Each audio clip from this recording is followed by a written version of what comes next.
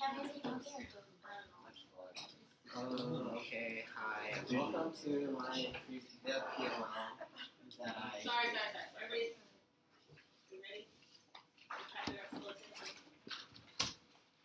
Okay. Hello. Welcome. And this is my book, the PoL.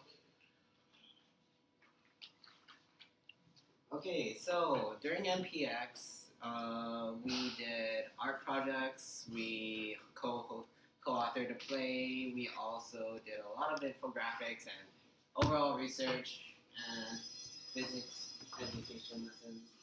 And through that, we learned a lot of skills. Yes. Mm, Okay, acting skills. So, the first skill I want to touch upon is acting. And so, before any of this, I didn't exactly have that much acting knowledge, prior knowledge to acting.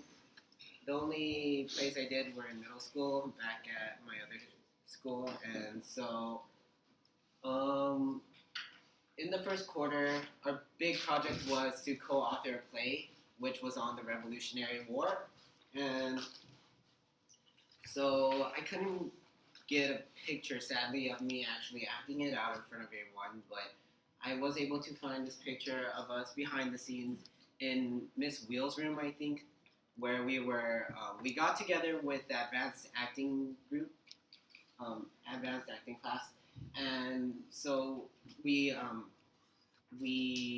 acted out our plays in front of them for feedback, and they gave lots of really useful feedback, which helped me improve my acting skills.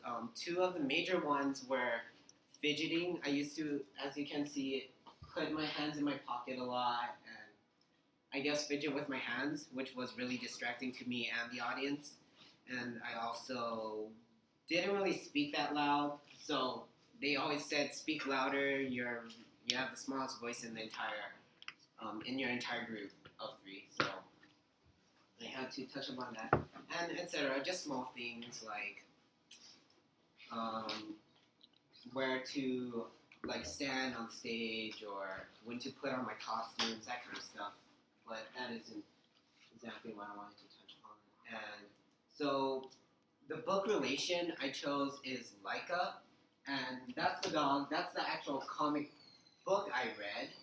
It's actually a graphic novel, and Laika's story is she's a dog, and she was actually the first dog, living thing, I guess, ever sent into space. And so the people who accomplished that were Russians, which is pretty cool, I guess. I never really knew that. And so the relationship between us is that we both had to prepare for our big show. Like, I had to present and create a script and everything in front of the advanced acting class. And Micah had to go through preparation as well. She had to eat gelatin food, which was practically dog food that was made out of jello. And get used to it. She had to go through this giant machine that spun her around and made her barf.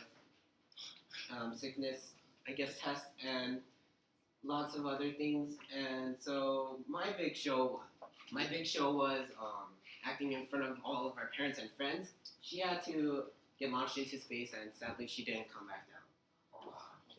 Oh, gosh. Okay, so next skill I wanted to touch upon is research skills. And so this is not me doing any research, but it is my infographic that I made during the first quarter, I think, about the transportation I chose.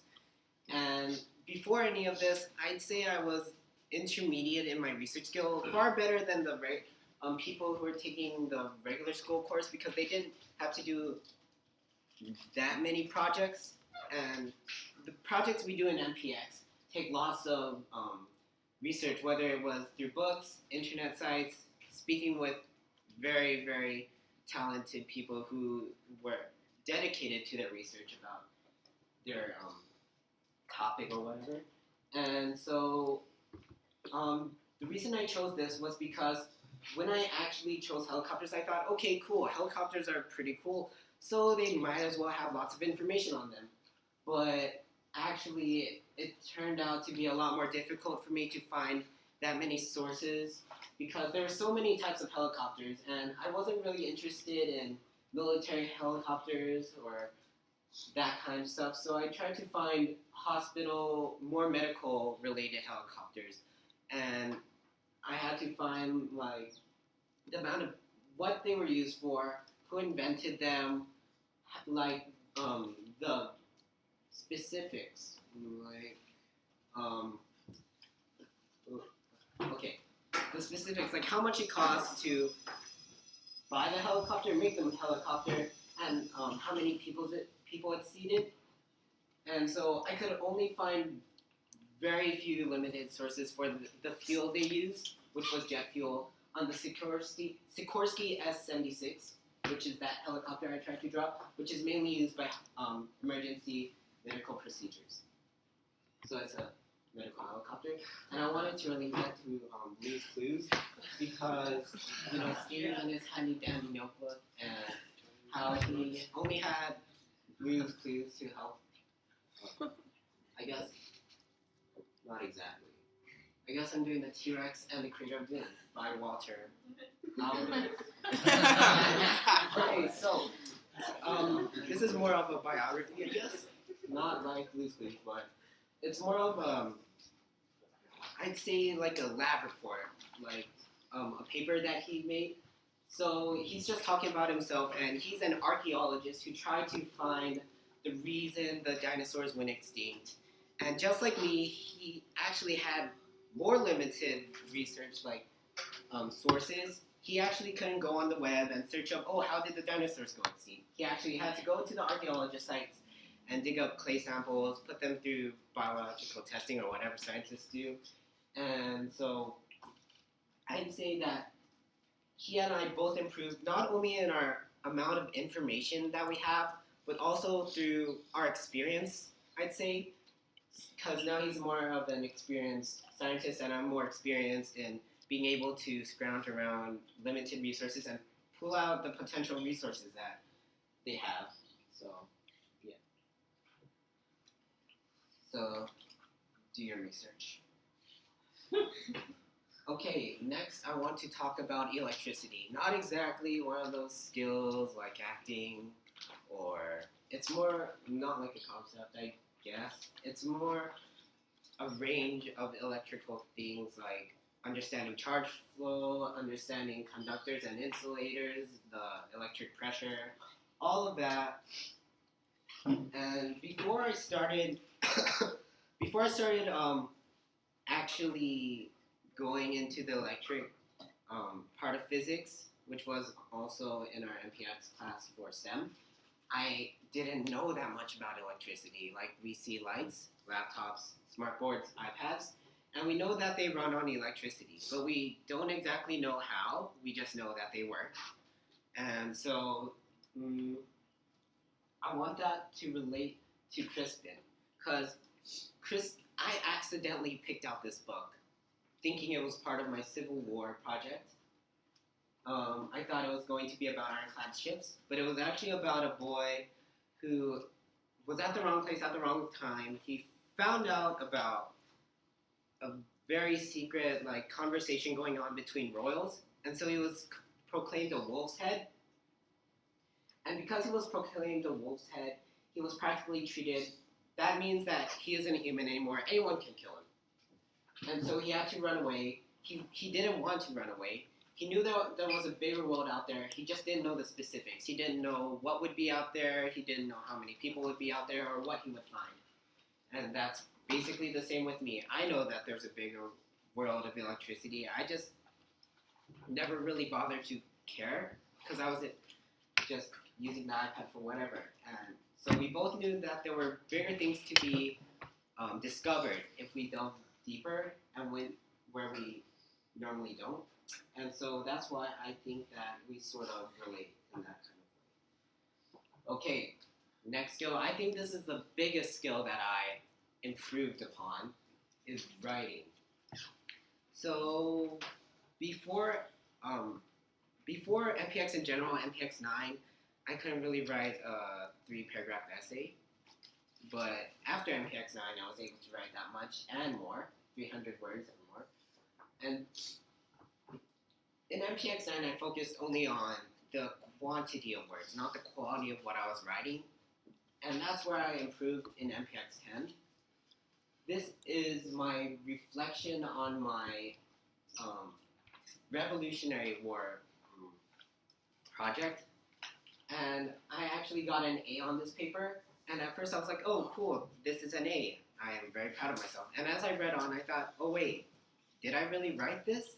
I don't think I wrote this at all. Because I guess I put more feeling into it. I wasn't trying to be like, oh, official in anything. I was actually putting my feelings into it. And it actually surprised me how well it flowed. And it just helped me to improve and gain more confidence in my writing skills. So, yeah, like, the relation I wanted to make was Daughter of Smoke and Bone. The main character, the protagonist of this book is Kara. I might butcher her name, Karao, or Katao. She, at the beginning of the book, she has blue hair. She's living an ordinary life as a schoolgirl, and I thought that was basically what it was going to be about. A basic schoolgirl just collecting teeth for a mystical being. But, yeah, no, like, I thought she was a regular human. But as the story progresses, you find out more about her, but you don't exactly know the truth. You still think she's an innocent girl who got caught up in all of this. But once she meets this angel, sort of, she supposedly met in her past life. She breaks a wishbone, and then supposedly all of her powers come back to her, and she grows wings and all of this. Oh wait, not wings. But she remembers everything, and so she realizes that she, before she did all of this, she didn't even know her true potential, who she was, and I feel like that's the same with me. Before I wrote all of my reflection paper, I didn't know who I was. I didn't know my potential at all, and so I was like, "Is this me?" And Karo was exactly the same. She was like, "Is this me?" And so we both found out that this is me. Okay, so reading skills. I didn't want to base my book my artifact off of a book. I didn't want to take a snap photo of one of the books I read because I thought that would be pretty lame. So I decided to use my historical fiction. I know it's a writing and it should be in the writing genre, but it actually, I think, pretty well represents my improvement in my reading skills. Because now, well, I can use the library catalog. Before, I didn't exactly know how. I just looked up a book, and I found the number, and I looked through every single book to find that number. But I didn't know those words before it, those 3 words. Fiction. So I always looked in, like, the science section for, like, 421, and then I picked that book. That's how I came upon Crispin, actually. I didn't look up historical fiction. I actually went through the, like, fiction part of the library. So that's how I stumbled upon Crispin instead of the book I wanted to read. And another skill that I touched upon and improved entirely was my ability to analyze a book. I was able to, for my historical fiction, the first one I created was sort of, I guess, I was really lazy. I didn't even try at all. And I read it and I looked back on it and I didn't really like it at all. So I scrapped it. And then I decided to try really hard. So I looked up lots of information on my character, Rear Admiral Buchanan. And I also went through books trying to not exactly copy, but sort of touch upon their style of writing and I guess imitate it. But I didn't want to exactly copy exact phrases or lines or anything. So that took a lot of skill, which I didn't have at the time, to analyze writing styles of different authors. And so I made this, and I was actually pretty impressed. I thought I could just paste that into a book and sell it, I guess. And the relation I have is Ziri. This is the third book of Daughter of Smoke and Bone. Ziri is a chimera. who's a friend of Karao, and she's being, I guess, harassed, taken hostage by Thiago, who was one of the main antagonists, but he sort of died halfway through the book, so that that rank went to another person who I'm not going to talk about. And so she was like, oh God, I killed the person who was taking me hostage. So Ziri took that place. Kara has the skill, the gift of putting souls into bodies. And so Ziri volunteered. He was like, okay, Kara, since he's dead and people are going to probably kill you for it, I'll take his place instead. And he was actually able to impersonate Thiago so well, he was able to trick an entire camp of bloodthirsty monsters into thinking he was Thiago. Even though he was a really pure, awesome child, he was able to imitate a bloodthirsty wolf who wanted to kill Kata.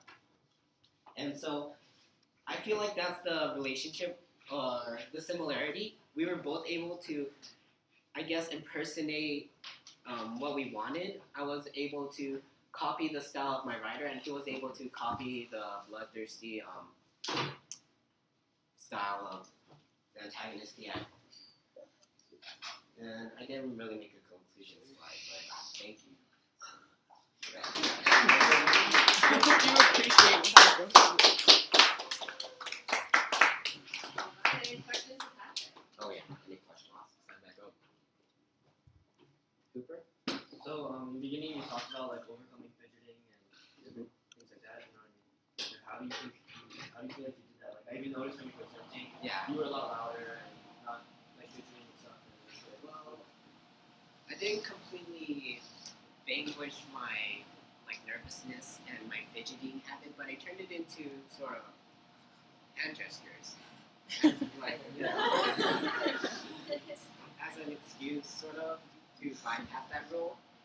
And I guess I just convinced myself you were all human, you weren't going to throw tomatoes or knives at me.